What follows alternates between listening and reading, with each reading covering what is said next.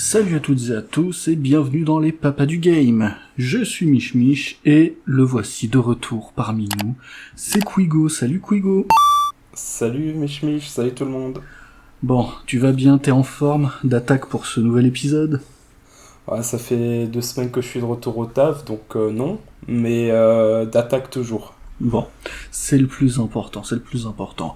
On a concocté un bon petit dossier, je pense que ça va être intéressant et j'ai entendu certaines remarques, vous inquiétez pas, normalement ça devrait pas durer 3 heures, donc on prend en compte ce que vous nous dites, on est des gens sérieux, à peu près. J'ai exprès pris aucune note pour aujourd'hui, et c'est absolument pas parce que j'avais juste pas le temps. Donc ouais, ça va être plus rapide que d'habitude, je pense. Je pense aussi, après j'ai mis des doutes parce qu'en général, quand on prend pas de notes, c'est là où c'est le pire, mais bon, on va voir. On va voir. Bah, je regarde l'heure, t'inquiète. Ok, bah écoute, si t'es prêt à nous parler de ton absence de notes, eh ben on peut commencer de suite par notre gros dossier du jour. Allez, c'est parti.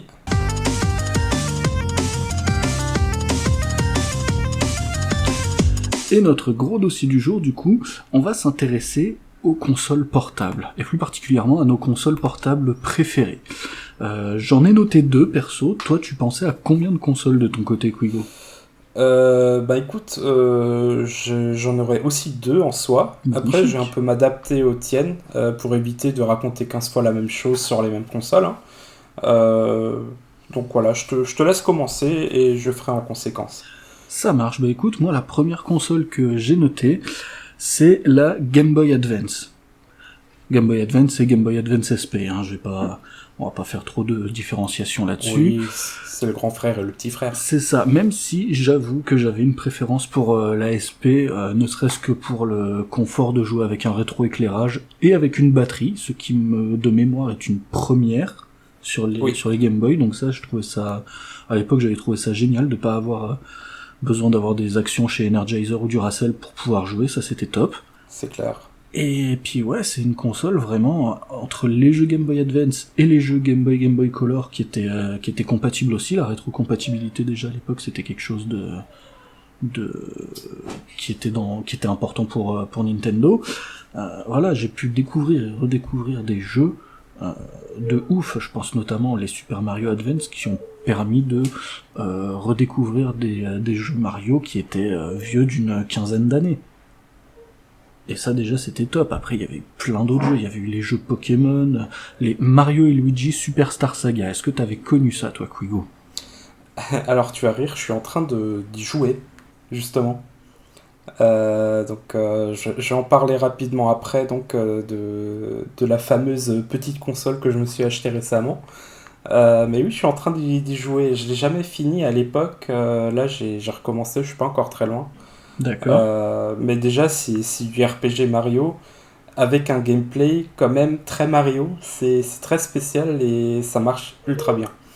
Ouais, alors moi à l'époque je l'avais fait déjà sur Game Boy Advance et ils l'ont réédité sur Nintendo 3DS avec un petit bonus en plus, je sais plus exactement ce que c'est. Et j'avais trouvé ça vraiment très très bon. Déjà à l'époque j'avais bien accroché. Et du coup ouais, c'est une série que je suis de plus ou moins loin depuis sa création. Mais vraiment ouais, Mario et Luigi Superstar Saga sur Game Boy Advance, c'est un jeu vraiment que j'avais adoré. Dans les autres jeux que j'ai notés sur cette console que j'avais adoré, il y avait Advance Wars. Oui. Alors perso j'avais joué qu'au premier, mais déjà j'avais trouvé ça fabuleux. Golden Sun. Ah, Golden Sun était absolument excellent. C'est ça, et je suis quelque part un peu triste que cette série, de mémoire, il y a que 2 jeux. Il y a Golden Sun et... Alors non, il y en a 3. Il y en a un qui était sorti sur DS encore. C'est vrai. Dark Sun, il me semble. Vu que tous les jeux de DS devaient avoir quelque chose dans le titre qui faisait DS. Oui, pour l'époque, je me souviens. Mais donc ouais, Golden Sun, j'avais adoré le premier jeu, j'ai pas souvenir... Alors, je suis sur DS, j'y avais pas joué du tout, ça c'est sûr. Le deuxième, j'ai dû peut-être l'effleurer, mais jamais vraiment exploré à fond. Mais alors, le premier Golden Sun, ouais, c'était du très très bon. Qu'est-ce que j'ai noté d'autre? Fire Emblem, évidemment, c'est comme ça que j'ai découvert la série, perso. Mhm. Metroid Fusion, que j'avais Très très bon Metroid, oui. Ah, mais j'avais adoré. Bon, j'avais J'avais pas mal galéré aussi dessus, parce que c'était pas... Clairement, j'étais petit et c'était pas un jeu hyper simple. Et après, j'ai noté quoi? J'ai noté 2 jeux qui sont plus des jeux de cœur que des jeux d'une qualité exceptionnelle. J'avais noté Jackie Chan Adventures, donc le jeu basé sur le dessin animé que j'adorais quand j'étais petit. C'était pour moi c'était parfait à l'époque. Là, avec le recul, je me rends compte que c'est loin d'être le cas. Mais ce dessin animé quand j'étais petit, c'était un gros kiff, et du coup le jeu j'avais bien aimé aussi. Et du coup, le dernier jeu que j'ai noté sur Game Boy Advance, c'est Driver 2. Ne serait-ce que pour la prouesse d'avoir sorti un truc en 3D sur Game Boy Advance, franchement les gars, respect. Et je me souviens que j'avais joué pas mal, j'avais le jeu sur PlayStation 1 aussi, que j'avais poncé sur poncé, et je m'étais dit, bah tiens, Game Boy Advance, on va tenter le coup. Alors évidemment, c'était moins bien, c'était vraiment moins bien, mais j'avais kiffé dessus quand même pendant quelques heures, donc ouais, j'étais content. Ouais, alors j'avoue que je savais même pas qu'il y avait un driver sur Game Boy Ouais. Advance. Alors par contre, tu parles de jeux 3D, à l'époque c'était quand même une petite prouesse, Doom était ressorti sur Game Boy Advance. C'est vrai. C'est vrai. Et apparemment ça s'était vachement bien vendu si je me souviens bien. Alors pareil, hein, j'étais encore relativement gamin, c'était un peu l'époque où je commençais à vraiment m'intéresser aux jeux vidéo plus que juste passer le temps le mercredi après-midi. Et c'est aussi l'époque où Square Enix a commencé à faire toutes ces rééditions des anciens Final Fantasy, entre autres. Oui, c'est vrai. T'avais eu Final Fantasy 1 et 2 qui étaient sortis en pack, et après, je crois, ils les avaient tous refaits jusqu'au 6 de mémoire. Alors, pas tous, non. Le 3, la première fois qu'il est sorti en Europe, c'était la version 3D, donc sur la DS. D'accord. Mais oui, après, ils avaient fait le 4, le 5, il me semble, et le 6. Ouais. Et donc le package 1 et 2, Dawn of Souls, il me semble que ça s'appelle. Oui. Que je suis d'ailleurs aussi en train de jouer, donc là je suis quasiment à la fin de FF1 en ce moment. D'accord. Ouais, bah ouais, du coup, ouais, Game Boy Advance, première console portable de cœur. J'avais adoré cette console. Et voilà, du coup, toi, la première console que t'avais notée, c'était quoi, du coup? Alors moi c'est la DS, alors on va pas partir très loin hein, parce que ça reste chez Nintendo globalement. Moi c'était la DS effectivement, où j'ai eu mes premiers gros coups de cœur vraiment de jeux, de jeux mobiles entre guillemets. Alors autant la Game Boy Advance j'avais adoré, c'était tout coloré, rien à voir avec les consoles de salon à l'époque où tout était terne. Donc en fait au final on avait une Super NES en main, hein. Oui, un peu de choses près. Ce qui faisait vraiment la force de la console en termes de qualité de couleur tout simplement. C'est un peu bête à dire mais c'était tellement plus vif, plus saturé que ce que tu avais sur console de salon. Puis le pixel art ça vieillit pas, hein. Oui. Mais du coup moi c'était vraiment la DS avec alors un de mes jeux préférés de tous les temps, dont je déteste dire le nom parce qu'il est tellement débile, The World Ends With You. Oui, qu'ils ont réédité, je crois, il y a pas Oui, longtemps. c'est ça. Alors il y a une version Android et iOS, et ensuite ils ont fait encore une nouvelle version qu'ils ont sortie sur Switch uniquement, il me semble, avant Pas de sûr. sortir la suite, Ah oui, Neo, The la World Neo. Ends With You. Ouais. Et alors ce jeu, je m'en souviendrai toujours parce que j'ai eu la mauvaise idée de le commencer 2 semaines avant le bac. Euh, et ben, au final, je l'ai poncé parce que j'arrivais pas à me le sortir de la tête, j'arrivais pas à réviser. Et du coup, je crois que je l'ai fini genre 5 jours avant le bac. Et je me suis dit, c'est bon, je peux enfin commencer à étudier. Ça pourrait être pas mal. Mais ouais, j'ai vraiment adoré. Aussi bêtement le fait que tu aies enfin une console portable qui puisse te sortir un son correct. Alors, bon, son correct, hein, on reste sur des petits haut-parleurs stéréo, ce qui était déjà pas mal à l'époque. Ouais, mais quand tu branchais un Mais casque, ça faisait pas dégueu. De mémoire, il y avait une oui, prise casque, oui, ouais, donc, absolument. Mais c'est surtout le fait que c'était pas que du chiptune. oui. Et là, pour le coup, enfin, la BO de Tvevi, je vais le dire comme ça, c'est plus rapide, tout aussi moche.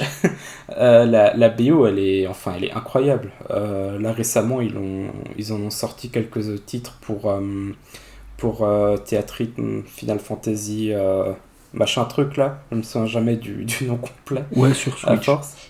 Oui, voilà, et sur PS5 et toutes les autres consoles, ouais.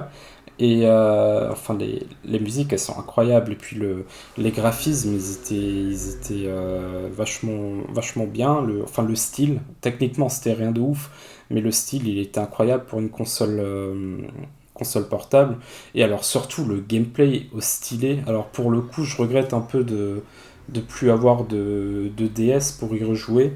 Parce que je trouve que tu perds énormément dans la version Switch et dans la version téléphone, simplement de ne pas avoir le stylet au final, plus les boutons, je crois que tu utilisais L ou R pour faire des actions du partenaire, un truc du style. D'accord. Euh, mais enfin, le gameplay pour moi, il est absolument révolutionnaire, le fait d'avoir les pins pour différents styles d'attaque. Euh, D'accord, donc, ouais. donc ça, c'était le premier. Après, c'est la première fois de ma vie que j'ai joué à Resident Evil. Donc, on l'a dit à l'instant, tous les jeux sur DS devaient avoir quelque chose avec DS, des initiales Ouais. DS dans leur titre. Donc là, c'était Resident Evil Deadly Silence, il me semble. Oui, quelque chose Euh, comme ça. Oui, ça me ouais, parle. qui était un remake au final sur 3DS du premier Resident Evil sur PS1. Euh, alors, j'ai jamais réussi à le finir parce que j'ai joué à chaque fois en séquence de 15 minutes, le temps de prendre le bus pour aller au lycée à l'époque. Et au final, à cause de ça, j'ai jamais réussi à le finir parce que j'avais absolument pas envie d'y jouer quand j'étais seul dans ma chambre ou je sais pas quoi. C'était mon plaisir du matin et du soir dans le bus. Et juste un quart d'heure sur RE, c'est un peu chaud, je trouve, pour vraiment correctement avancer. Ah bah, clairement, Euh, oui. vu la structure avec les salles de sauvegarde, quoi. Oui, oui, oui. Euh, mais j'étais arrivé plutôt pas assez loin. Je me souviens que j'étais même allé comment ça s'appelle, dans l'ascenseur pour aller au labo. Et c'est à peu près à ce moment-là que j'avais stoppé. D'accord. Ouais, donc il y avait ça. Bon, après, il y avait tellement de jeux sur DS, j'ai même du mal à me souvenir de tout ce qui était sorti, tellement il y en avait au final qui était excellent. Alors je me souviens tout bêtement un jeu de rôle Naruto qui était franchement pas mal. Alors c'est pas le meilleur jeu du monde, ça utilisait pas spécialement les capacités du stylet, mais alors ça marchait du feu de Dieu. Euh, T'avais aussi...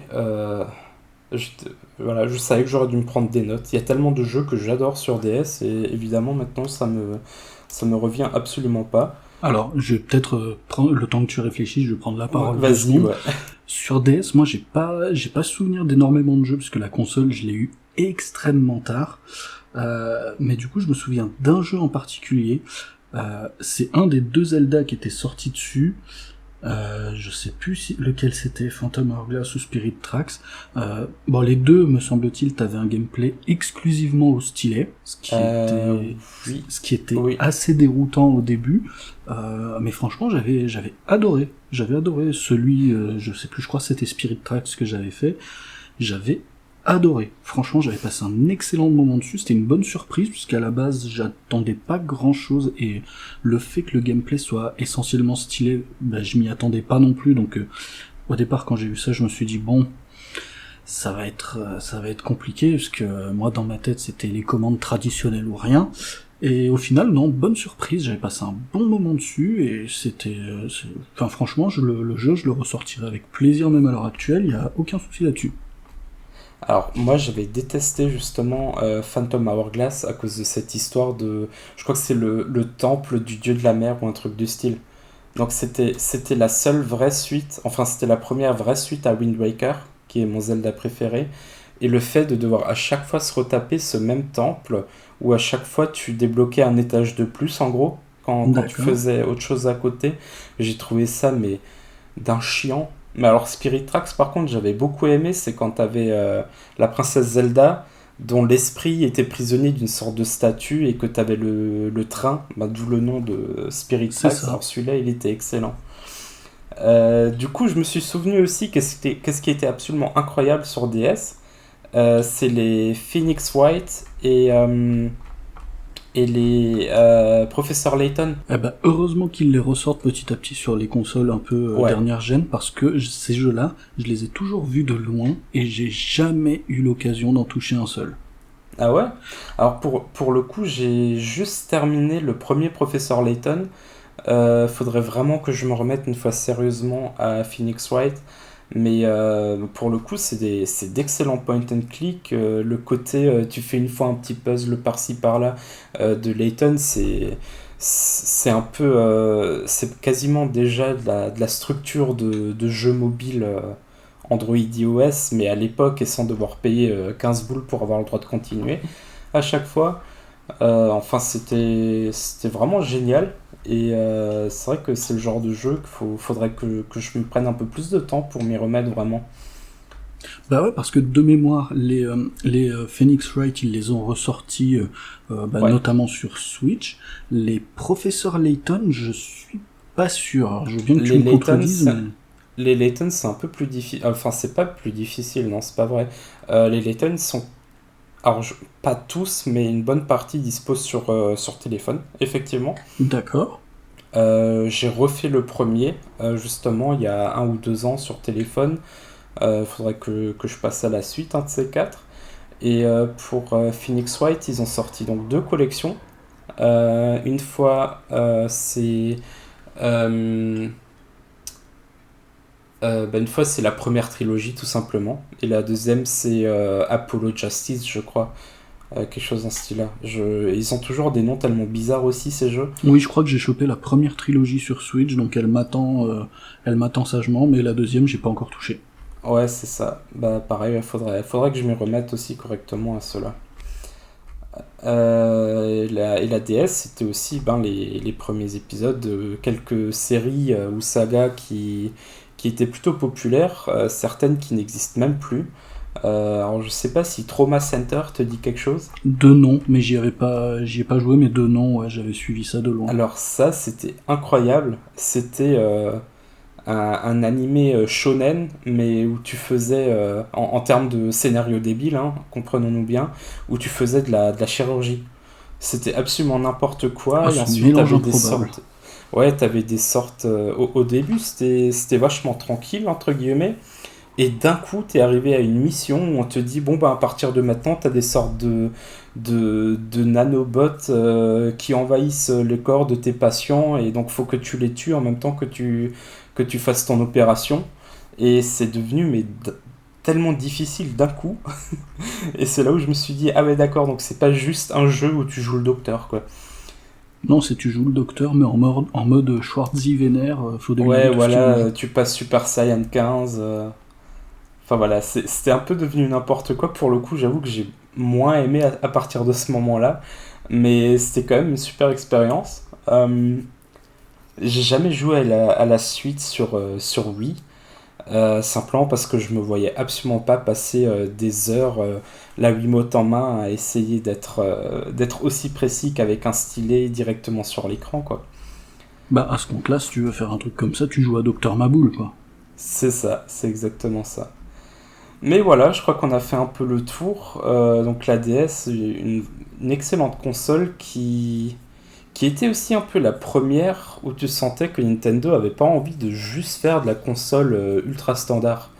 Oui, oui, effectivement, ils avaient envie de se démarquer un petit peu, et ça leur a plutôt bien réussi sur ce coup-là. Ça leur a pas Oui, toujours réussi chez Nintendo, mais sur ce une coup-là, ouais, console sur deux, comme d'hab, hein. à peu près. On va voir ce que ça va donner la Switch 2, n'est-ce pas? Un jour, un jour. Un jour, ouais. Et du coup, ta deuxième console? Et ben pour ma deuxième console, on va aller à la concurrence. Je vais parler de la PSP. Ah, je m'y attendais. La PSP, alors c'est une console que j'ai aimée d'amour, mais que j'ai aussi haï très fort. Alors, J'ai énormément de choses à dire sur la PSP, mais je vais essayer de m'en tenir qu'au point positif. C'est une console que j'avais récupérée. À l'époque, elle était sortie, elle avait un tarif qui était pour un étudiant, c'était quand même un sacré coup de massue. Oui. Et je sais plus à quelle occasion il y avait eu une petite remise qui avait été faite dessus, rien d'exceptionnel, mais rien que le fait qu'il y ait eu une petite remise dessus, bah ça m'a permis de pouvoir l'acheter. C'était une PSP, je crois que c'était les 3000 qui étaient sortis, donc la troisième version de la console. Et là, j'ai découvert des jeux, mais je vais citer quelques titres. Je sens que ça va te faire frétiller, parce que les premiers que j'ai notés, c'est Dissidia. Auquel j'ai jamais joué. Eh ben écoute, le premier Dissidia, c'est une merveille. J'ai adoré. Il paraît, ouais. J'ai adoré, j'ai repensé le jeu, c'était exceptionnel.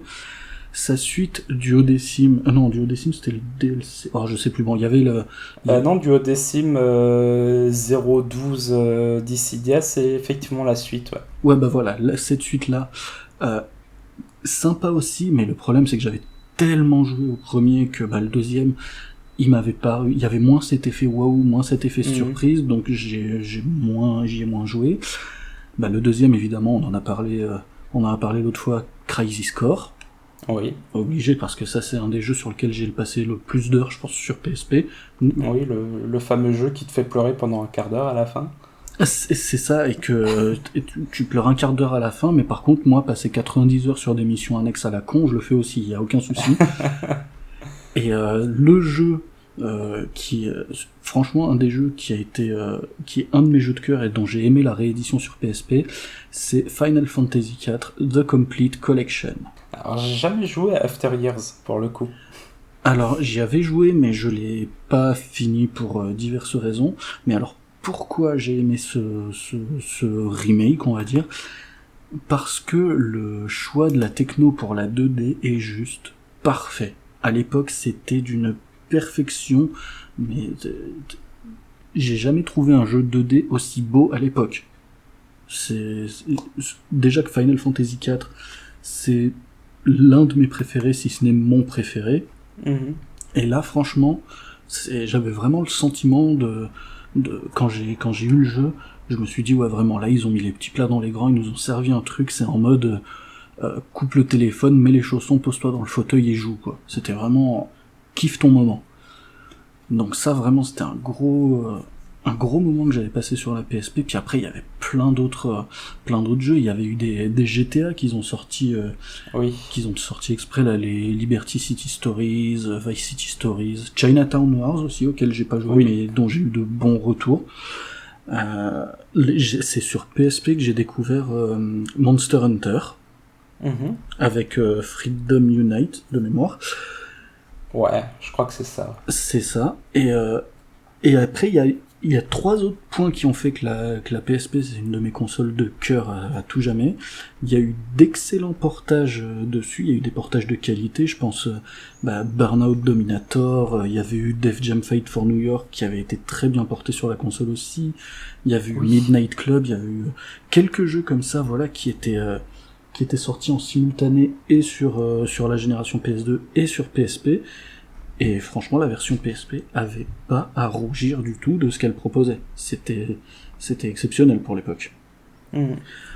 L'autre point que j'avais aimé sur la PSP, c'était sa rétrocompatibilité entre gros guillemets avec la PlayStation 1. Ouais. Alors je dis entre guillemets parce que évidemment, vu la taille de la PSP, tu mettais pas ton CD de PlayStation 1, fallait repasser à la caisse sur le store, donc ça, bon, c'était un peu la carotte, mais ça marchait pas trop mal, et ça permettait d'avoir MGS un peu partout avec toi, et ça c'était plus simple pour moi direct. Et après, le dernier point qui m'a fait vraiment adorer la PSP, et là c'est quelque chose d'assez edgy, on va aller dans le côté obscur de la force, c'est tout le côté hack, mais pas spécialement piratage, c'est le hack avec tous les homebrew, donc les programmes faits maison, les trucs un peu, les expériences un peu, un peu, voilà, donc il y avait aussi de l'émulation qui était dispo, enfin voilà, une fois que les mecs ont découvert le moyen d'ouvrir un petit peu la PSP, mais t'as eu des possibilités, mais de fou dessus, et ça m'avait fait kiffer à l'époque, j'aimais bien bidouiller un petit peu, essayer des trucs un peu random et tout, Et grâce au hack, grâce au homebrew, j'ai testé des trucs, c'était improbable, soit très bien, soit très mauvais, mais c'était voilà, la PSP vraiment console de cœur pour de multiples raisons. Il y a eu les MGS PSP aussi, hein, Peace Walker, les Portable Ops et la mini-série Metal Gear Acid que j'espère revoir un jour aussi. Mais ouais, voilà, PSP, gros coup de cœur aussi. Pas pour les mêmes raisons que la Game Boy Advance, mais ouais, vraiment PSP, on va dire, c'est plus ma console de l'adolescence, voilà. Là, autant Game Boy Advance, c'était plus quand j'étais plus jeune, donc avec des découvertes de jeux très très Nintendo dans l'esprit, et la PSP, c'était en mode, voilà, t'es un ado, t'es un rebelle, tu veux faire des trucs un peu chelous avec ta console, tu veux jouer à des jeux de grands, tu peux.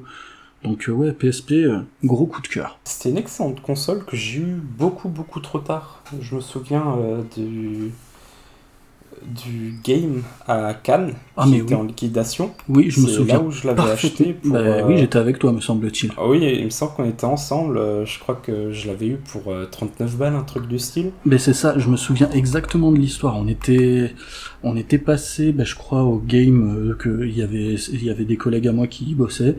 Et ouais, c'était vraiment liquidation. Tu voyais les rayons, ils étaient à 3/4 vides et tout. Ouais, et ouais, ils te bradaient les PSP, je crois, à 39 ou 49 euros, ouais, comme ça. Il me semblait que c'était ça, c'était vraiment extrêmement bas. Et en plus, sur le coup, c'était débile parce que le gars, il avait oublié de me refiler le câble avec, alors j'ai dû retourner le lendemain pour chercher le câble encore. Ah, ça, je savais pas, par contre. Ouais, j'avais vraiment l'air con. C'en était une d'occasion, en fait. Du coup, je suis rentré tout content, j'allume le truc, je me dis, ah tiens, il n'y a plus de batterie. Ah tiens, il n'y a pas de câble. Bon, bah, ok. Et je crois que pour une trentaine de balles de plus, je suis ressorti avec 4-5 jeux. Mais pareil, très vite, j'ai laissé tomber en fait les jeux tels quels. Et je crois qu'elle a pas duré 2 jours avant qu'elle soit craquée aussi, quoi. Ouais, Et, après, franchement, que... sur PSP, l'UMD, le mini CD, ouais, là, ouais, qu'est-ce que quand c'était ils que ce essayaient de truc, sortir quoi. des films dessus, quoi. Tu te dis, mais pourquoi tu fais ça, Sony? Pourquoi? Ouais, non, autant... alors, je veux bien que Sony ait jamais été très porté sur les cartouches et tout, mais pour le format portable, Ouais. c'est la vie. Enfin, moi, ça m'est arrivé plusieurs fois que, voilà, mon CD de Peace Walker, il saute parce que le bus, il prend une bosse ou quoi. Et t'es Ouais. là, tu dis, bon, ok, c'est chiant. Ouais, c'était une fois de plus pas une très bonne idée, hein. Après, ça reste une expérience qui avait plutôt bien marché quand même, je trouve. Oui, oui, oui. Après, la PSP, de ce que j'en vois, de ce que j'en ressens autour de moi, c'est quand même une console qui a marqué ceux qui l'ont eu, et pour de bonnes raisons. Hein. Je connais Ouais, peu de gens qui me disent, oh non, la PSP c'est de la merde, voilà, machin et tout. Non, t'en as qui ont suradoré cette console, t'en as qui ont bien aimé, et t'as ceux qui ont pas ou très peu touché, qui ont pas forcément d'avis dessus. Mais je connais pas énormément de gens qui ont une haine viscérale pour la PSP, quoi. ouais. Moi, je crois qu'à l'époque, c'était simplement aussi un peu tous les jeunes, comme ce que tu dis, hein, c'était pas une console que tu pouvais acheter en étant étudiant. Du coup, tu te faisais une raison, tu disais que c'était de la merde et que de toute façon t'en voulais pas, alors qu'en fait ça cachait juste de la jalousie, quoi. Ouais, c'est ça. C'est comme ceux qui achètent quelque chose et t'as pas de jeu qui sort dessus, ou la console elle est un peu pourrie, ils vont dire que c'est quand même la meilleure console au monde, alors qu'ils passent leur vie à faire autre chose, quoi. Mais voilà. Mais ouais, c'était une belle petite console, une belle machine à RPG aussi. Tu Oui. connais mon amour pour les jeux de rôle, hein. Non, Et du tout. surtout pour les jeux de rôle japonais. Donc, t'as déjà dit, il y avait du FF, il y avait du Kiseki aussi, Trails in the ou Trails of the, qui compte à force aussi une quinzaine d'épisodes à force. Oui, je crois qu'ils sont même tous plus ou moins sortis sur Steam aussi, si je dis pas Ouais, de bêtises. ouais. Ils sont tous ressortis sur Steam entre temps. Et il y avait du Persona, du SMT, Mais enfin. oui, mais oui. Persona, c'était sur PSP, Persona 3 portable au départ, non? C'est ça, ouais, c'est ça. Et sur la Vita, t'avais Persona 4 portable. Persona 4 Golden, ouais, je me souviens. Golden, oui, voilà, c'est Ah, ça. qu'ils ont ressorti bien des années après sur Steam et Ouais, autres consoles avec la trad FR et tout. ouais. Mais oui, P3P, je m'en souviens, mais Quel jeu D'ailleurs, aussi? on va faire une toute petite aparté, mais aujourd'hui, donc le jour où l'épisode est enregistré, il y a eu un enregistrement de trademark, il me semble, à Taïwan pour le remake de Persona 3. Donc il existe réellement, Oui, j'ai vu apparemment. passer ça, ouais. J'ai vu passer ça. À prendre avec des pincettes et tout, mais a priori, ça se précise, effectivement. Voilà. Voilà, donc voilà, c'était la petite parenthèse, on parlait de Persona, c'est le moment de rajouter ce petit détail. Voilà. Voilà, Les Papas du Game, une émission d'actu, malgré tout. exactement, avec des coupures de 2 mois quasiment entre 2 épisodes, mais quand même, on est là. C'est ça. Et alors, du coup, toi, t'avais noté quoi comme seconde console Alors, j'hésitais un peu entre 2 consoles, effectivement, mais je me dis, si déjà tu parles de la PSP, je vais quand même parler de la PS Vita aussi. J'ai hésité aussi, hein, je t'avoue, mais Alors, pour le coup, en termes purement de catalogue de jeux, pour moi, la PSP reste bien au-dessus de la Vita. oui. Oui, ça, La Vita, je peux pas le nier. oui, c'est malheureux, mais c'est comme ça. Mais alors, la Vita, c'était, enfin, à l'époque où elle est sortie, c'était un bijou de technologie. Je crois que c'était un des tout premiers écrans OLED au monde. Il me semble, oui. Euh, Elle avait une résolution assez incroyable pour une console portable, 2 sticks fonctionnels, le touch à l'arrière qui fonctionnait à merveille, qui était super agréable à utiliser. Les graphismes étaient franchement incroyables pour la taille compacte que ça avait. Oui, complètement. Ça tenait bien dans la durée. Ça avait quand même des assez gros trucs dessus, bah, on en a déjà parlé, hein, Persona 4 Golden entre autres, qui tournait à merveille. T'avais du Murasame qui était... Alors c'est pas mon truc à moi, mais c'était assez incroyable à voir tourner aussi sur une petite machine comme ça. Bah, surtout quand on se dit que... Elle a quoi là? Elle doit avoir dans les 13 ans. Je crois qu'elle est sortie dans les 2012, elle est sortie, 2010, 2012. 2012, ouais, donc elle a 11 ans. Enfin, c'est pas rien, quoi. Disons que de nos jours, euh, certes, ça se fait émuler tranquillement ou semi-tranquillement sur un téléphone actuel, mais un téléphone actuel, ça coûte 1000 balles aussi. C'est ça. Et enfin, à l'époque, t'avais vraiment une PS2 dans ta main. Mais c'est ça, concrètement, c'est ça. Puis, c'est... Enfin, même pour l'époque, ils nous avaient sorti un truc, enfin, même les licences un peu grand public, style Killzone et Uncharted, ils avaient eu Oui, leur épisode ouais. exclusif sur la console, et ça tournait foutrement bien. Ouais, Je me alors souviens du... Uncharted, j'avais pris une de ces claques quand j'ai vu tourner ça sur la Vita. Mais c'est ça, moi quand je l'ai pris en main le truc, je me suis dit allez, ça sera jamais aussi bien que ce qu'ils ont montré et tout. Et au final, bah je crois il s'appelait Golden Abyss celui-là. C'est ça, ouais. Et c'était ouais non, c'était un très très bon jeu, bah dans la lignée de ce qu'était Uncharted déjà à l'époque. Hein, c'était du bon jeu qui t'en fout plein la gueule. Et puis voilà, j'ai passé un très bon moment dessus.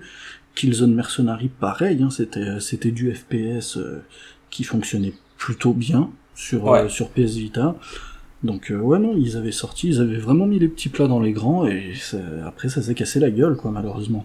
Ouais, c'est vraiment dommage. Il y a eu trop de moments dans la vie de la Vita où tu n'avais juste aucun jeu intéressant qui sortait, ce qui fait que les gens s'y intéressaient de moins en moins, quoi. Bah c'est ça, alors que Sony avait fait un effort, putain, ils s'étaient enfin passés à la cartouche. Merde les gars. Oui. Ouais, alors par contre, ils avaient aussi le souci d'avoir leur carte semblant SD avec un format propriétaire qui coûtait la peau du cul. Enfin, Oui, je me souviens pour genre, je crois 16 gigas, on avait pour 200 balles. C'était le prix de la console après 3 ans d'existence, quoi. c'est ça. Et là, tu te dis, attends, faut se calmer quand même sur certains trucs. Alors, par contre, ce qui était ultra avantageux pour moi et pourquoi j'avais raqué aussi pour. Alors, je l'ai eu pareil très tard euh, dans, dans sa vie. Euh, mais ce qui m'a fait craquer une grosse, comme dit, semblant de SD, je sais plus comment ça s'appelle, ça avait un nom débile aussi. Je vais chercher ça, vas-y. Vas-y. Ouais, ce qui m'avait fait craquer pour ça, c'était aussi simplement que, contrairement à la PSP, en tout cas il me semble, il y avait le PS Plus, où tu avais aussi un jeu de Vita chaque mois qui était inclus. Et du coup, bah, en bon abonné PS Plus, ben, je les prenais toujours, les jeux, même quand j'avais pas encore la console. Et Oui. du coup, j'ai eu la console, je crois que j'avais juste acheté Persona 4 avec. Et j'avais quand même déjà une dizaine d'autres jeux, quoi. Alors, je me souviens, j'avais passé pas mal de temps, mine de rien, sur leur Smash PlayStation, là. PlayStation All-Star Oui, Battle voilà, celui-là. Royale. Alors, il était même pas si mal que ça, j'ai jamais compris pourquoi les gens ils l'aimaient pas. Alors, certes, ça se jouait pas aussi fluidement que Smash, hein, parce que bon, faut quand même pas se le cacher que Smash à ce niveau-là, c'est quand même ce qui se fait de mieux. Oui. Mais ça se jouait quand même très très bien. Alors, ce que j'avais beaucoup apprécié aussi, c'est que c'est la première fois où tu avais du cross progression. Alors, si t'achetais, bon, alors fallait raquer 2 fois, hein. Non, pas forcément. Pas forcément en plus, ouais. Mais si t'avais genre la collection FF10, FF10-2 sur la PS3, euh, tu pouvais transférer ta sauvegarde sur la version Vita aussi et continuer du coup dans le bus ou un truc du style. Ils avaient Alors fait la même pour la Metal Gear Solid HD Collection. Ouais, ouais, ouais. Oui, c'est vrai qu'elle était sortie aussi. Alors du coup, ouais, ça c'était assez incroyable. T'avais plein de jeux comme ça ou de collections qui étaient sortis autant sur la PS3 que sur la Vita. T'avais par exemple tout ce qui est Sly Cooper, Trilogy, Jack and Daxter, il me semble. T'avais les Ratchet et Clank. Enfin, t'avais pas mal de trucs comme ça. Et alors, c'est un peu débile parce enfin c'est pas débile non parce que tout le monde utilise sa Switch aussi dans les transports en commun pour jouer à des jeux de console de salon, mais du coup tu pouvais avoir 2 fois la collection de tes titres préférés et jouer une fois sur console de salon, gagner tes trophées et tu pouvais l'emmener avec toi en vacances facilement, quoi. Mais oui, c'est ça. Et ça, c'était la vie, quoi. Ouais, alors seul truc effectivement que je trouvais dommage, c'est que t'avais énorme, la moitié du catalogue de jeux, c'est des jeux que tu retrouvais déjà partout ailleurs. Alors que jusque-là, justement, la particularité des consoles portables, c'est que c'était rare d'avoir exactement les mêmes jeux que t'avais sur une console de salon. Tout à Alors fait. certes, c'est cool de dire que t'as exactement pareil, le même niveau de qualité, le même côté triple A recherché avec budget, machin. Euh, mais pour le coup, t'avais moins de petites pépites cachées à base de limitations techniques comme bah, Nintendo savait très bien les faire ou sait très bien les faire, ou simplement les développeurs qui développaient sur du Nintendo. Euh, ouais, ça manque un peu, je trouve. Après, c'est pas non plus le catalogue de jeux que je connais le mieux. J'avais majoritairement fini Uncharted et Persona et deux, trois petits trucs à côté. Mais voilà, la console elle-même est bien meilleure que son catalogue et elle aurait mérité un meilleur catalogue. Ah, mais clairement. Clairement. Et je suis tellement tristesse que Sony, son grand dévoilement de la dernière conférence, c'était une console cloud portable et pas une vraie console portable comme beaucoup de monde le pensait. Ouais.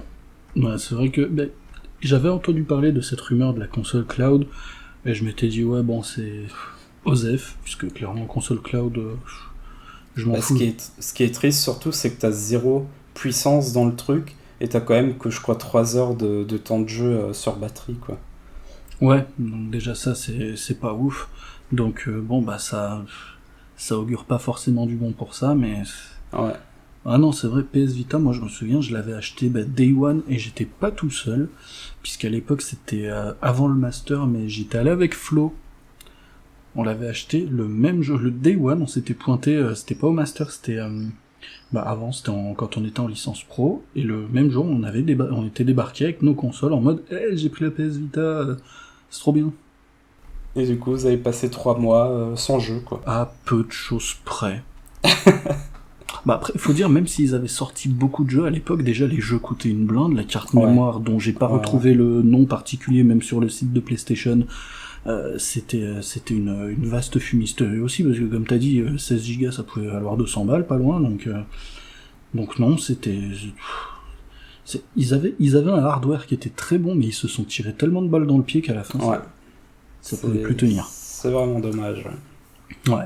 Et puis du coup, je crois qu'on a fini avec notre dossier du moment sur nos consoles portables de cœur, à moins que t'aies quelque chose à rajouter dessus.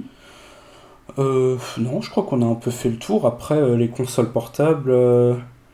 Bah tiens, parlons-en un peu de pourquoi est-ce qu'on est tombé sur ce sujet. Donc, toi qui as acheté Un Steam Deck. On va en Oui, parler tout de suite, allez.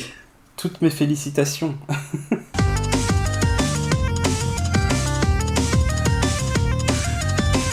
Et donc ouais, en fait, pour la rubrique jeu du moment de cet épisode-là, je crois que il va y avoir un peu de triche déjà de mon côté, et je crois même du tien, Quigo, arrête-moi si je me trompe. Ça dépend de quoi tu parles, mais on verra bien. Ben en fait, moi je ne vais pas parler d'un jeu, mais d'une console, carrément. Oui, bah voilà. Ouais, bah on va faire pareil alors. Eh Allez. ben voilà, donc nous sommes de vastes tricheurs, mais c'est pas grave, on le vit bien. Donc ouais, maintenant il y a quelques temps de ça, j'ai pris un Steam Deck pendant l'espèce de solde réduction qui faisait. Et du coup, je me suis penché un peu sur la machine, j'ai joué pas mal, j'ai pris quelques notes, et ouais, le Steam Deck, c'est pas mon jeu, c'est ma console du moment. Et alors, du coup, le Steam Deck, bon, j'imagine que tu sais très bien ce que c'est, Oui. Quigo, voilà, c'est la machine de Valve qui permet de jouer à son catalogue Steam. C'est franchement, alors déjà, à la réception, c'est un mastodonte. La housse de protection qui est offerte avec, donc déjà, quand j'ai vu la taille, je me suis dit, bon, même la housse de protection, elle fait la taille de mon frigo, donc méfiance. J'ai ouvert le truc et j'ai fait maman. Tu peux pas. Alors déjà, tu donnes pas un Steam Deck à un enfant, mais de toute façon, je pense pas que ça soit la cible. Mais alors ouais, non, le Steam Deck est grand. C'est une grosse machine. C'est d'ailleurs un peu dommage parce que c'est pas forcément simple à transporter partout. Du coup, mais sinon, ouais, c'est une machine. Il y a énormément de bien à en dire. Franchement, c'est la console, pour moi, c'est l'idéal pour tout ce qui est jeu 1D, 2D, rétro, un petit peu qui est dispo sur Steam. Franchement, l'écran leur rend très bien sur ces jeux-là. Alors, c'est quelle version que t'as pris? La 256 de mémoire, que tu Donc, peux... sans l'écran OLED, c'est ça? C'est ça. Ok. Attends, tu me mets le doute, là. Je vais vérifier. J'ai Steam ouvert pas loin. Alors, je vais vérifier. Pendant ce temps-là, je continue à parler. Vas-y. Donc ouais, le Steam Deck, c'est une console qui est grosse, mais qui est pas forcément aussi lourde que ce qu'elle apparaît grande. Franchement, c'est même relativement léger comme machine. Idéal, comme j'ai dit, pour des petits jeux 1D, 2D, rétro, et voire même tout ce qui est un peu émulation, tout ça, si on est un petit peu bricoleur. Voilà, c'est d'une simplicité d'utilisation, Enfin, tu connectes ton compte Steam et pouf, t'as accès à tout, t'as des icônes qui te disent si tel jeu est 100% compatible, si pas du tout, ou si c'est entre deux. L'interface du Steam Deck, elle est ok, elle est pas exceptionnelle, elle est pas totalement achetée non plus, non. C'est le Big Picture de base, non? Alors, je crois j'ai très peu utilisé le Big Picture sur PC, mais oui, dans l'esprit, dans ce que je vois ça, oui, c'est la présentation Big Picture. D'accord. Alors, juste par rapport à l'écran, en fait, j'ai l'impression que les trois modèles, c'est une dalle IPS. La différence du modèle le plus cher, c'est le verre spécial avec traitement anti-reflet. Alors oui, j'ai hésité avec celui-là, mais comme je prévois, parce que je l'ai pas encore fait, mais je prévois de mettre un verre de protection sur l'écran, tu perds l'anti-reflet en fait. D'accord. Oui, donc ça ramène. Donc voilà, c'est un peu dommage. Ouais. Sinon après justement l'écran, on va en parler, c'est très bien pour tout ce qui est petit jeu entre guillemets. Après pour des jeux un peu plus gourmands, c'est un peu plus compliqué. L'écran est pas dégueu, hein, concrètement. Bon, il est clairement pas parfait non plus. Je pense que c'est un bon compromis. La résolution, elle est pas exceptionnelle, elle est pas achetée. Ça rend bien sans être exceptionnel. Ça fait le job. Ça fait le job. Alors le gros problème, c'est que le Steam Deck, ça coûte un peu cher. Donc avoir juste un écran qui fait entre guillemets juste le job, c'est un poil dommage. Ouais, bon. C'est ce qui m'avait retenu le plus de vraiment me jeter dessus aussi. Puis après, c'est une console qui a énormément de possibilités pour peu qu'on ait envie d'un petit peu bidouiller le Linux qui est derrière, voilà, t'as des possibilités, comme j'ai dit, d'avoir de l'émulation, de jouer aux jeux d'autres stores que du Steam. J'ai fait l'essai avec... alors, de ce que j'ai vu, de ce que j'ai installé, c'est totalement gratuit, ça fait pas péter la garantie ni rien, mais tu peux jouer à tes jeux GOG et Epic relativement simplement, pardon. J'ai testé vite fait le premier jeu Epic que j'avais dans ma liste, qui était Hitman 3. Quelle surprise. Voilà, on sait pas pourquoi. Et du coup, ça rendait plutôt bien, ça répondait bien, malgré que ce soit pas un jeu que j'avais sur Steam, mais qui était quand même compatible avec le hardware. T'as tout un processus pour vérifier en 2 clics si ton jeu est compatible ou pas, et franchement, c'est super bien fait. J'avais peur de me perdre dedans, mais c'est très très bien fait. En plus, si je me trompe pas, tu peux simplement dual boot un Windows, non ? Alors c'est possible, j'ai pas exploré cette voie-là. Pourquoi ? Parce que foutre du Windows sur un hardware comme ça me fait un peu peur. Ne serait-ce que déjà parce que c'est Windows et que Windows il se passe des choses, mais aussi pour un truc un peu plus, j'ai envie de dire un peu plus bête, oui et non. C'est juste que sur Windows, t'as toute une gestion de drivers, de pilotes à gérer, et je sais pas du tout où ça en est sur Steam Deck de ce point de vue-là. Est-ce que faire un dual boot Windows sur Steam Deck, c'est vraiment optimisé ? Je pourrais pas répondre, mais ça me paraît pas l'idéal. Donc bon, à tester, sur un malentendu à tester, mais sur le coup, non, c'est pas quelque chose qui m'attire plus que ça. Après par contre, Après par contre, clairement tout n'est pas rose avec le Steam Deck. Il y a quelques petits défauts, c'est rien d'exceptionnel. Il y a un défaut qui me les pète un peu, c'est sa batterie. Ouais. La batterie, clairement, si on se met à jouer alors à des jeux, pas forcément de très très gros jeux, mais genre du jeu 3D, où ça va un peu vite et tout, la batterie, tu sens dans tes mains que la batterie elle se vide. Ça peut aller très vite, pardon. Donc, peut mieux faire de ce point de vue-là. À voir comment. Ça après au niveau des batteries, je pense qu'on fait des progrès assez raisonnables en la matière pour se permettre de croire que la prochaine version du Steam Deck aura une batterie bien meilleure. J'espère en tout cas. L'autre point que j'ai noté, c'est que après un certain temps de jeu, c'est que ça chauffe ce truc-là. Tu m'étonnes. Hein. Alors autant en hiver, moi ça me va bien parce que il fait froid, mais autant là on s'approche de l'été. Je t'avoue que de tenir un grille-pain dans la main, c'est non quoi. Ah ouais, t'as pas ça toi. Non, ou alors faut que je joue avec des gants, mais c'est pas pratique. Oui. L'écran qui est bien, mais qui est aussi un incroyable attrape-poussière. Mais c'est un truc de dingue. Enfin, genre j'ai ces espèces de petites lingettes, tu sais, un peu comme les lingettes pour les lunettes. Ouais. Donc pas des trucs humides ou quoi, c'est des espèces de grossièrement de peau de chamois pour tes lunettes. En tant que porteur de lunettes, je vois exactement de quoi tu parles. Ouais. Voilà, j'essaie de décrire un peu pour nos auditeurs, mais voilà, c'est typiquement ce genre de lingette là que j'ai. Écoute, j'en passe un coup sur le Steam Deck, y a pas une poussière, le temps que je pose la lingette à côté, je reviens, putain, y a de la poussière sur l'écran. c'est à quel moment c'est possible? Donc écran attrape poussière de ouf, mais vraiment de ouf. Qu'est-ce que j'ai noté? La prise en main de la console en elle-même, c'est assez ok. C'est le placement des boutons est pas dégueu, le placement des sticks, on s'y fait, y a pas de souci. Par contre, il y a deux boutons assez importants, on va dire. C'est les boutons Steam et les boutons options. Le bouton Steam, c'est ce qui va te permettre d'accéder à la boutique, à la bibliothèque, ou quand t'es en jeu, tu vas appuyer dessus et tu vas pouvoir quitter ton jeu un peu à la brute, et voilà. Et le bouton option, c'est pour accéder un petit peu à tous tes paramètres rapides, on va dire, donc tout ce qui est internet, son machin, tu peux y accéder par ça. Ouais. Et en fait, quand t'as la console en main, je les trouve pas super bien placés, parce que t'es limite obligé de te tordre le pouce pour aller vers le bas de la console pour les toucher, c'est pas ultra dérangeant, mais c'est un poil dommage. Il me le mettait un petit peu plus haut, ça passait bien. Bon, ça c'est vraiment pour être tatillon. Bon, après c'est important, mine de rien. Ouais, alors par contre après, j'ai testé plusieurs petits jeux, parce que en fait le Steam Deck, ça permet vraiment de redécouvrir sa bibliothèque Steam sous un autre angle.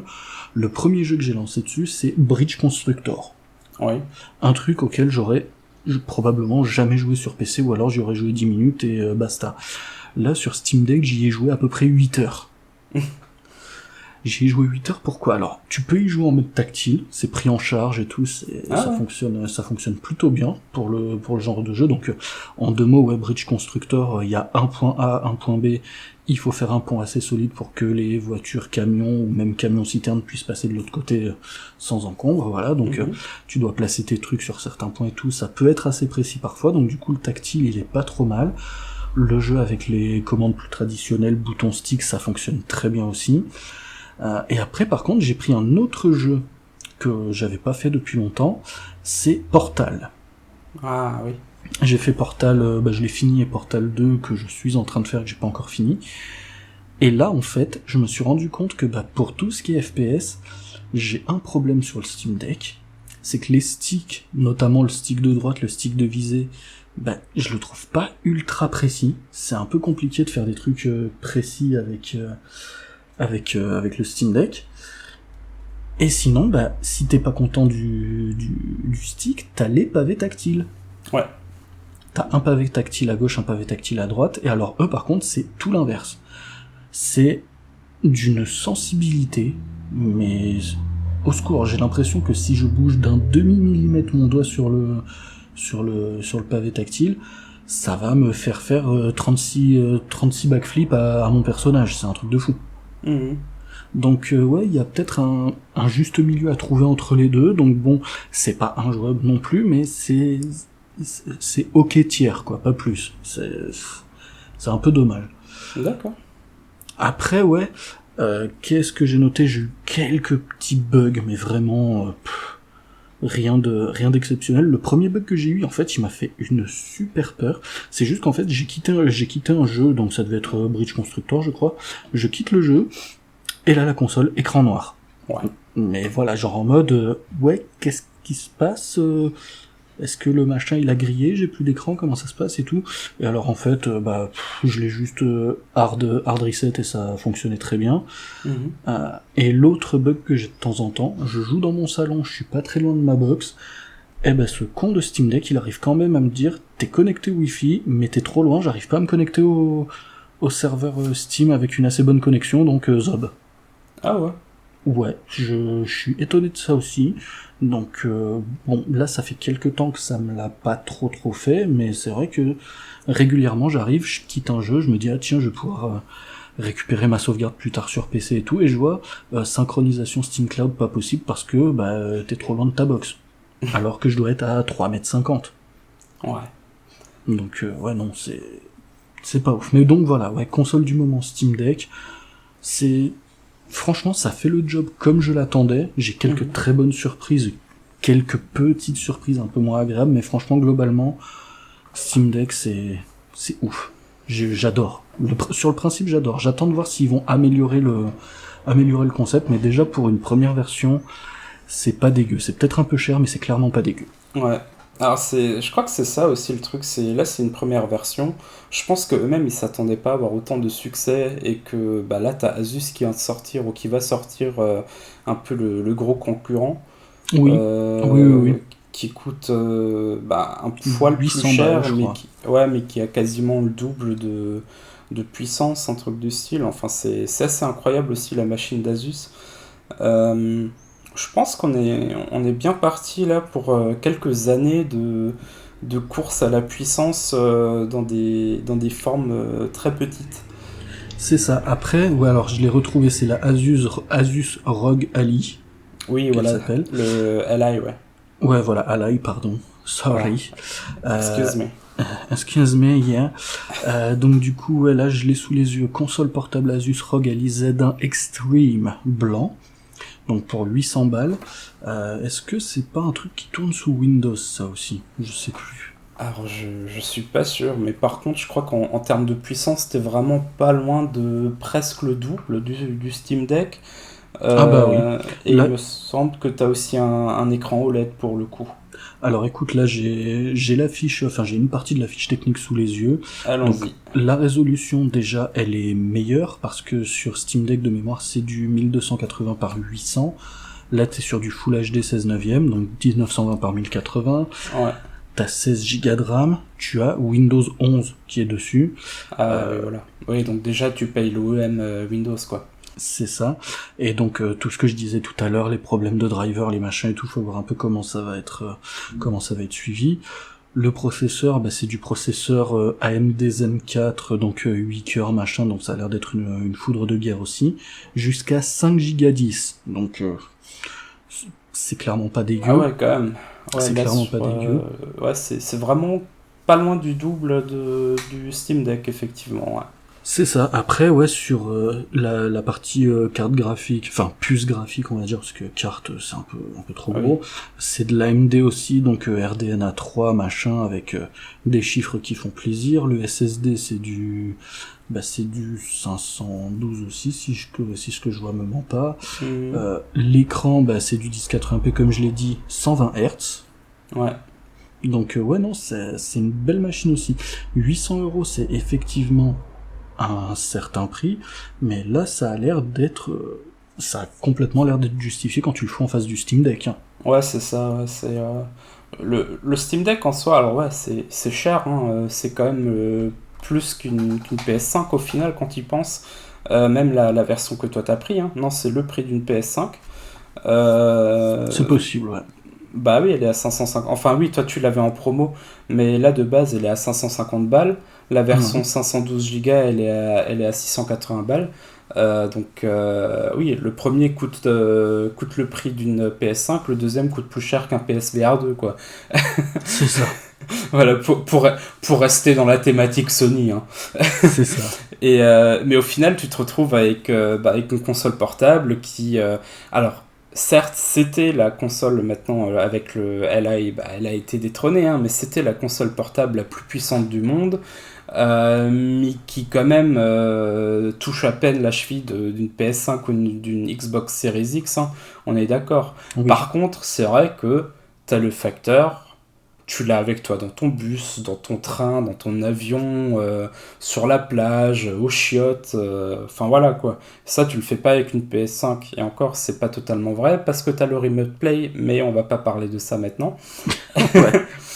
Et pour le coup, là, tu doubles de puissance. Donc, t'es passé de la cheville au genou à peu près de la PS5, on va dire.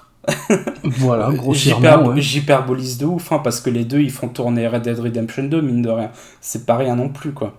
Oui, concrètement. Mais voilà, on parle quand même pas, c'est quand même pas le même rapport de puissance. Et pareil pour 800 balles, même en PC de bureau, t'as déjà 3 fois mieux qu'une PS5 en soi. Après, je dis PS5, mais ça vaut aussi plus ou moins pour une Xbox Series X. Hein.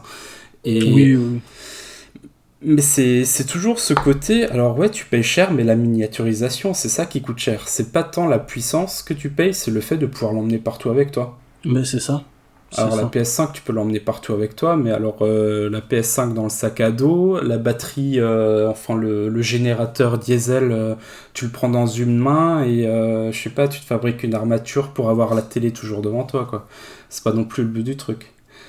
Mais voilà. Bah pour le coup, moi je suis un peu parti dans la même direction que toi, mais alors déjà d'une beaucoup moins cher. Oui, d'accord. Parce que je reviens de vacances et que je pouvais de toute façon pas me permettre autre chose, mais aussi beaucoup plus petit. Alors moi en fait, donc c'est pareil, c'est pas un jeu du moment, mais c'est une console du moment. Alors j'aurais pu parler du Street Fighter 6, hein, mais on va rester dans le sujet des consoles portables. Spoiler, j'en parlerai sans doute lors du prochain épisode. Ouais, après avoir le prochain épisode, alors à l'heure actuelle, on est à 15 jours de la sortie de FF16, donc je ne promets rien pour le prochain épisode. Hein. Il promet même pas sa présence, hein, c'est pas ouais, c'est ça. Non, du coup, moi, ça fait des mois et des mois et des mois que je regarde une chaîne YouTube qui, alors je vais faire un peu de pub, mais je touche rien dessus, hein, qui s'appelle Retro Game Corps. Alors c'est un gars, sa passion dans la vie, c'est d'acheter les consoles, enfin les mini-consoles émulateurs que tu trouves sur AliExpress, Wish et tous ces trucs-là. Ouais. Le gars, c'est littéralement sa passion dans la vie. Il doit en avoir plus d'une centaine chez lui à la maison. Oh la Et vache. il te fait des tests ultra détaillés dessus. Il te montre comment les mettre en marche, comment les utiliser. Il te montre les OS alternatifs créés par des fans qui rendent le tout meilleur. Et il te montre jusqu'à quelle console tu peux à peu près t'attendre à pouvoir émuler. D'accord, ouais, c'est bien, c'est vachement détaillé du coup. Ouais, non, alors la chaîne, je la recommande, c'est ultra intéressant et ça donne grave envie. Et j'ai quand même réussi à me retenir pendant des mois et des mois. Mais là, ça fait un peu plus d'un mois qu'il parle assez en continu du Mio Mini Plus. Alors Mio, ça s'écrit M-I-Y-O-O, si quelqu'un a envie de le chercher. Mini Plus, donc. Du coup, ces trucs, alors autant ça que les autres marques dont ils parlent beaucoup, c'est devenu tellement connu et courant que tu les trouves maintenant même sur Amazon en France. D'ailleurs, c'est de là que j'ai chopé le mien. D'accord. Et donc, ben là, ça fait 3 semaines que j'ai craqué pour ce fameux ou cette fameuse Mio Mini Plus. C'est plus petit qu'une Game Boy Color. D'accord. Ça m'a coûté un tout petit peu moins de 100 € en prenant en compte le fait que c'est un vendeur tiers et pas la boutique même sur AliExpress qui le vendait. Simplement parce que la console est tout le temps en rupture, donc t'as quasiment pas le choix en ce moment que de la prendre par un vendeur tiers. D'accord. Autrement, elle vaut à peu près dans les 60 à 70 balles, ce qui est vraiment pas cher pour ce que c'est. Ça a le format d'une Game Boy aussi, donc croix directionnelle et tout en bas, écran au-dessus. D'accord, ouais. Et cette petite bête arrive à émuler sans aucun souci jusqu'à la PS1. Ah oui. Ouais. Alors c'est un truc, ça a littéralement la taille, une taille telle que tu le mets dans tes poches. Et je parle pas des poches pardon, des baggies d'il y a 15 ans hein, que tout le monde portait. Je te parle, même t'as un jean slim, je suis sûr que ça rentre. Et ça marche super bien. Alors effectivement, j'ai changé l'OS qui était dessus. Ouais. Parce qu'il y en a un, ça s'appelle Onion OS, qui est ultra sobre, rapide, c'est fluide, ça répond à tout ce que tu fais, ça marche du feu de Dieu. Je suis allé me chercher quelques backups de jeux, n'est-ce pas, wink wink, Wink wink. que j'ai mis dessus. Ouais. Y a RetroArch qui est préinstallé, D'accord, ouais. préconfiguré.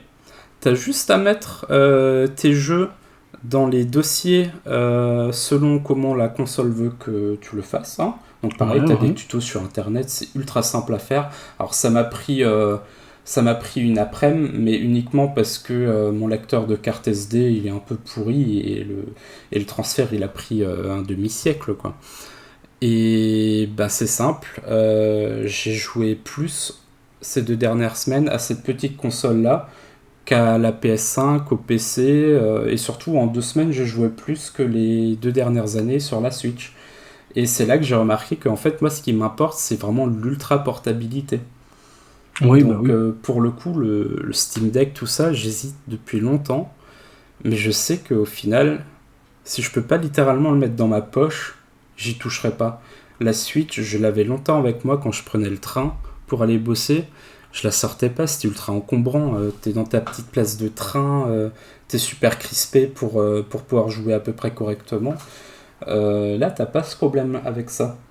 Et pour le coup, ben, effectivement, par-ci par-là, je la sors. Alors en plus, sur émulateur, t'as les save states et tout, c'est parfait pour littéralement la sortir. Tu fais 2-3 trucs, tu passes 5 minutes le temps de lire un article, à appuyer sur les boutons pour grind dans un RPG.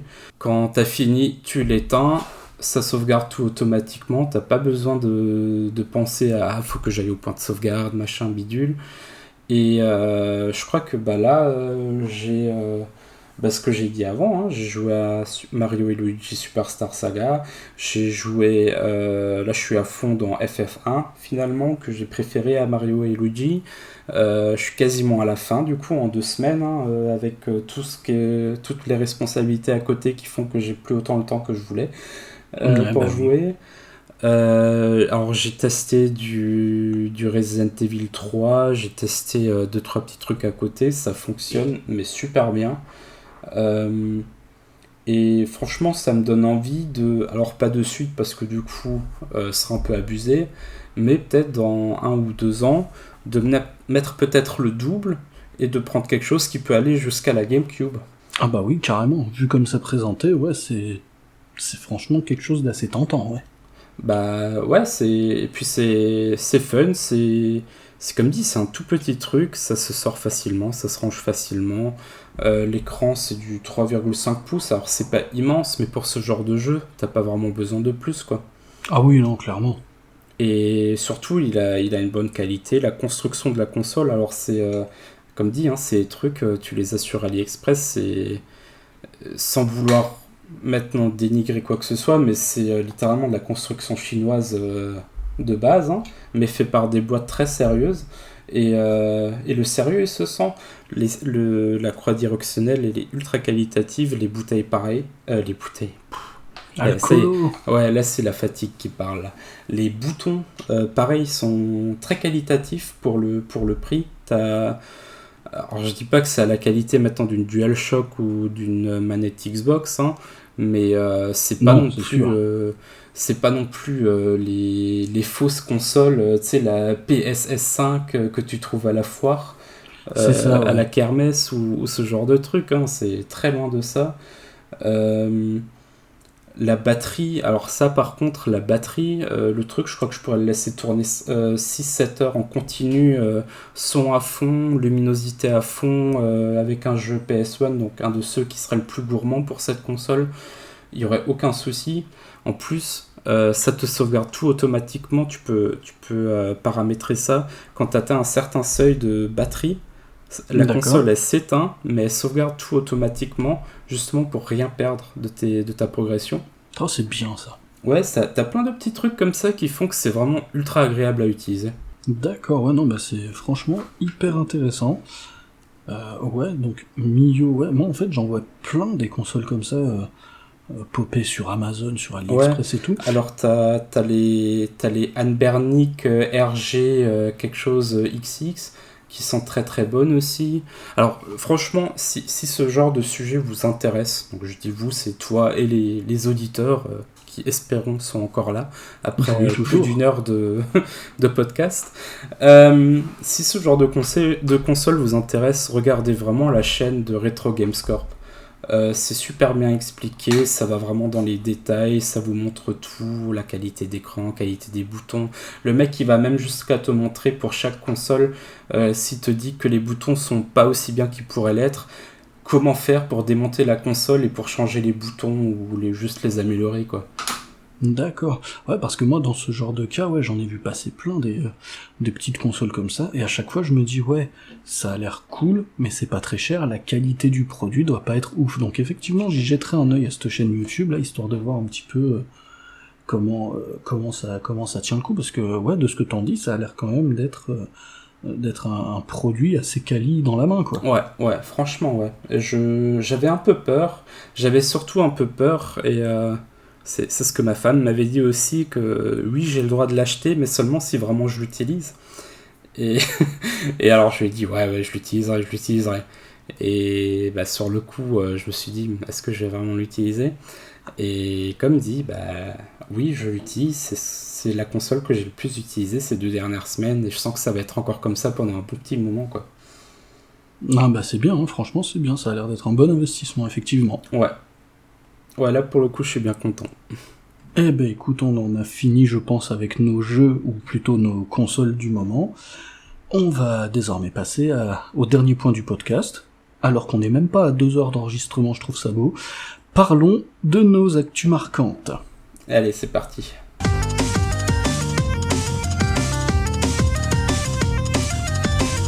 Et alors donc mon cher Quigo, je te laisse commencer. Quelle est donc ton actu marquante de ces derniers jours ou de ces dernières semaines ? Alors, en soi, il y en a plusieurs, mais étant donné que ça fait un bon petit moment qu'on s'est pas entendu, je vais partir sur celle qui m'a le plus marqué, ou plutôt le plus déçu. C'est la fameuse communication de la part de Blizzard pour dire que finalement, il n'y aura pas la seule raison pourquoi on a fait un Overwatch 2, le mode PvE. Oui. Voilà. Oui, Donc, oui, oui.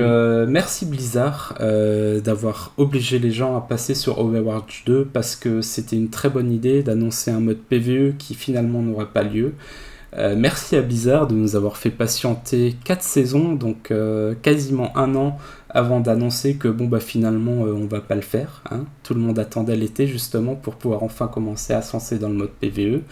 Merci Blizzard de m'avoir fait parler tellement de ce fameux mode PvE pendant les papas du game. Tout ça pour au final dire que bon bah il y en aura pas.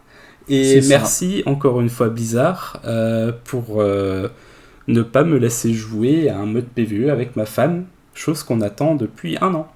Voilà, donc Blizzard, vous êtes en odeur de sainteté dans les papas du game, hein, évidemment. C'est... Oui, quand j'ai vu cette annonce-là, dans ma tête, direct, j'ai pensé à toi, je me suis dit, bon, on en a déjà parlé, et dans les papas du game, et à côté, là, clairement, c'est un foutage de gueule. C'est clairement du foutage de gueule. C'est Alors un foutage de gueule, ouais. leur explication, elle est quand même assez ouf, parce qu'ils te disent qu'en gros, alors tout le monde sait que Overwatch 1, c'est un peu le petit-fils bâtard ou plutôt le cousin bâtard du fameux MMO Titan qui donc n'a jamais vu le jour. Hein, ils ont repris un peu ce qu'ils avaient prévu pour Titan et ils se sont dit bon bah au final on va faire un simple FPS compétitif 6 contre 6. Bon, ce qui a eu son succès hein, qu'on lui connaît, hein, c'était un beau petit succès Overwatch 1 quand même. Oui, oui, oui, tout à fait. Et ils se sont dit, eh tiens, si on reprenait toute cette idée de Titan et qu'on mettrait un mode scénario dans Overwatch 2, on mettrait donc avec mode coop hein, évidemment, et Overwatch 3, je n'arrive plus à parler, ça y est, il faut vraiment qu'on arrête bientôt. Overwatch 3 du coup serait vraiment la réalisation donc de ce rêve d'il y a 10 ans qui était Titan. Alors l'idée en soi elle est bonne de finalement le faire progressivement, d'instaurer déjà le lore, les persos, etc. Ça te permet déjà d'avoir des gens qui sont intéressés par le scénario, par tout ça, par le monde, hein, tout simplement. Ouais. Mais alors, pourquoi t'es même pas capable, si tu t'appelles Blizzard Entertainment, qui nous a sorti des tueries ces 30 dernières années en continu, de faire un... Alors, excuse mon français, mais un putain de simple mode coop sur un jeu, quoi. Le moteur, tu l'as depuis 8 ans maintenant, quasiment. 7 ans, pardon, il est sorti en 2016. Les persos, ils sont là, les mécaniques, elles sont là. T'as littéralement juste à faire de l'event, quoi. Et allez... Bon, on sait tous que le développement de jeu n'est pas aussi simple que ça, mais enfin voilà, les bases sont là. T'as littéralement à créer une petite équipe à côté qui s'occupe que du PvE, et c'est bon. Oui, d'autant que tu m'as dit que du point de vue de l'histoire et tout, il y avait déjà des trucs qui existaient sur... alors, peut-être pas sur tous, mais sur certains persos du jeu. Et sur tous les persos, ils ont tous un background, ils ont tous des scénarios déjà définis et tout. Enfin, honnêtement, ils pourraient commencer à vraiment sortir des bouquins et tout. Tu pourrais avoir un bouquin par mois, t'en aurais pour 3 ans avant que le truc soit fini, quoi. Et malgré tout ça, malgré tout ce matériel qu'ils ont, tant du point de vue technique que artistique, bah non, ils arrivent pas à pondre leur mode solo PvE coop, quoi. Non, parce que ils se font tellement des couilles en or avec les skins à 20 balles qu'ils préfèrent garder l'argent pour eux plutôt que d'embaucher une petite équipe de plus pour faire le PvE. Parce que soi-disant, s'ils mettent trop de ressources dans le PvE, ça fait vaciller le PvP. Mais bon, enfin voilà, je vais m'arrêter là parce que ça va m'énerver et... Ah non, mais je comprends, d'ailleurs je suis content, pour une fois c'est pas moi qui amène l'actu un peu salée du moment, donc moi ça me va. Mais ouais, non, c'est déception, clairement déception. Ah ouais, carrément, ouais. Bah donc du coup, moi je vais enchaîner avec quelque chose qui me met un peu plus en joie, et je sais que tu sais exactement de quoi je vais parler. Ah bon? Eh ben écoute, c'est enfin confirmé le retour de Metal Gear Solid sur le devant de la scène. Et c'est bien, c'est bien. Et en plus, ils l'ont pas fait genre avec un seul jeu, ils ont fait ça avec un jeu, donc Metal Gear Solid Delta. Je me suis pas encore fait au Delta.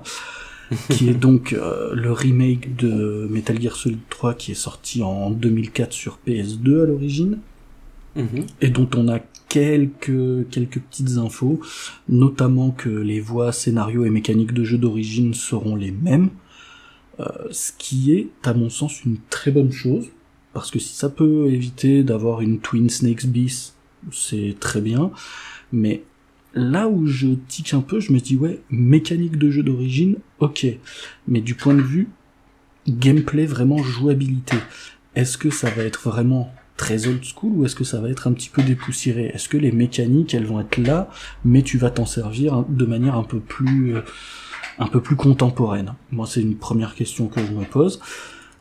Après, ils ont dit ouais, graphisme remis au goût du jour. Bah, j'espère bien, oui, vu comme vous avez annoncé le truc, j'entends bien prendre une sacrée tartasse dans ma gueule quand ça va sortir. C'est attendu sur PC, PS5 et les consoles de la famille Xbox Series. On sait pas encore quand. Est-ce que pour 2024, pour les 20 ans du jeu d'origine, ça serait bien? Je pense que oui. Est-ce que c'est faisable? Je sais pas.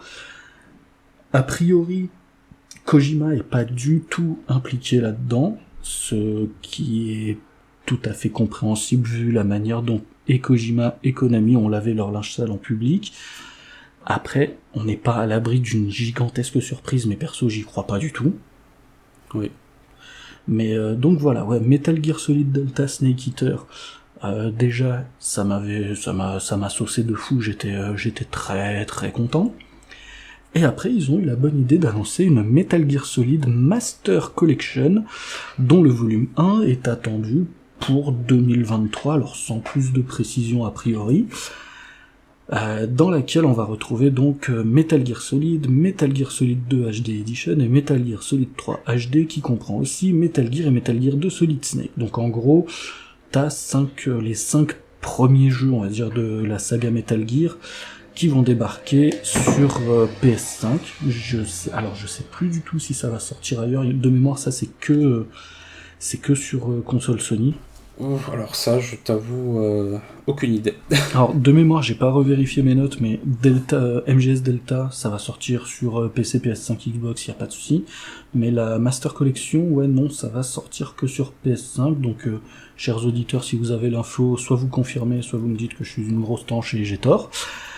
Mais du coup voilà, j'attends ça parce que j'aurai enfin un moyen décent de jouer à MGS 1, sachant que bon, je pense que ça sera juste une simple émulation des jeux sans véritables ajouts particuliers. Je m'attends pas à une révolution de ce côté-là. Ouais, un petit uplifting de la résolution, ce serait déjà pas mal, quoi. Oui, voilà, mais j'en attends pas grand-chose de plus. Non, j'espère, très honnêtement, je croise les doigts, pour que le doublage français soit toujours présent sur MGS 1. Très franchement, je serais extrêmement déçu si c'était pas le cas. Je jouerais, j'y jouerais jour et nuit, y a pas de souci, mais sans le doublage français, ça casse un peu le côté souvenir d'enfance, ce serait dommage. C'est sûr. Et après, du coup, qui dit volume 1 dit qu'il y aura à minima un volume 2 et peut-être d'autres volumes à venir, avec notamment MGS4 qui n'est sorti sur rien d'autre à part la PS3. Et après, pourquoi pas aussi avoir Peace Walker et les autres épisodes PSP, les Portable Ops, les Metal Gear Acid. Voilà quoi. Master Collection volume 1, très bien, mais donnez-moi de la suite aussi. Enfin, du Metal Gear Solid tous les jours, matin, midi et soir, y a pas de souci. Donc voilà, je suis en joie. Metal Gear Solid sur le devant de la scène, j'ai hâte. On n'y pensait plus. On y croyait plus. On n'y croyait plus, plutôt. Oui. Pensez si toi t'y pensais tous les jours. Ah oui, non mais après, tu vois, si j'ai envie de vraiment titiller, le fait que Metal Gear Solid Delta soit sur Snake Eater et pas sur le premier Metal Gear Solid, c'est un poil dommage, mais ça se comprend tout à fait. C'est les 20 ans du jeu l'année prochaine. C'est plus facile de refaire un jeu comme Snake Eater que de refaire un jeu comme MGS1 aussi. Oh, ils ont l'excellence de Twin Snake comme base, je vois pas pourquoi tu dis ça. Hashtag sarcasme. Donc ouais non voilà, du Metal Gear à foison, donc ouais je suis content, je vais leur foutre la paix pendant quelques semaines, mais rapidement il va me falloir des infos, des dates de sortie, des précos, des machins, il va falloir. Eh ben tu sais quoi mon petit Mich avant de se quitter, Je te donne une petite info, si jamais tu n'es pas au courant. Il y a un documentaire officiel sur Kojima qui va sortir, qui a été produit par Kojima Productions, il me semble en partenariat avec Sony, si je ne me trompe pas. D'accord. Avec un premier trailer qui est sorti aujourd'hui.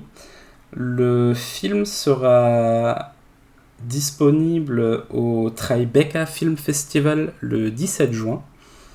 Oh, mais c'est bientôt, ça. C'est très bientôt.